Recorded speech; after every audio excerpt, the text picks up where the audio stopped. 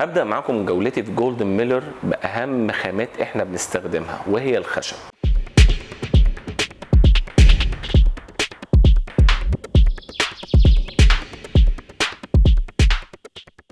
الخشب ده احنا اتفقنا من شويه ان احنا شغالين على سيركل شيب كونسبت.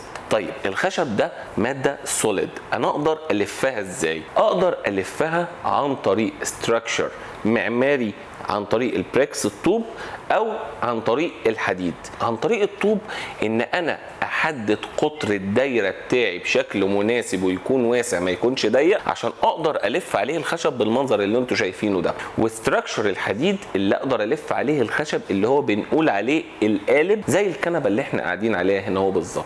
في وجود السيركل الواسعه الداير العاصي، لا، الخشب مش هيلف معايا بالطريقه ديت اللي احنا عاملينها. ولو حد سالني قال لي انت كان ممكن تشتغل بزوايا حاده، اشتغلت ليه يا معتز بالسيركل شيب؟ رقم واحد، انا عاوز اكسر الزوايا الحاده. رقم اتنين، المكان ده مش معمول وخلاص، لا، ده جزء مقتطع من الريسبشن واستغليناه كغرفه اي تي تكون اكسس ما بين الغرفه بتاعه الموظفين وبين الريسبشن. وهنا انا جمعت ما بين العامل الفني والعامل الوظيفي، مفيش حاجه جت على حساب حاجه. طبعا الناحيه الوظيفيه بتاعه المكان هنا اهو ده مكان استيراد سيارات.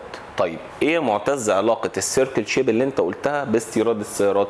كلنا عارفين ان السيارات الحديثه كلها فيها انسيابيه، الويلز بتاعتها، شكل الطابلو، شكل السياره من بره. السيارات الكهربائيه الجديده كلها اللي هي بنقول عليها ايه، دي زي شبه مركبه الفضاء. لو انت بصيت في الديزاين بتاع الشيب بتاع الصوفه وجمعها بالكاونتر شكلهم ايه، هتحس ان ده فيها انسيابيه من ديزاين السيارات اللي موجوده. فبالتالي احنا بيتطابق عندنا الناحيه الوظيفيه للمكان والهويه البصريه اللي المفروض المكان برضو بيتبعها. ودايما بحب اشارككم راي العميل ونشوف اذا كان راضي عن الخدمه اللي شركه ام ديزاينز قدمتها له ولا لا. معانا نشوف راي العميل هيقول ايه.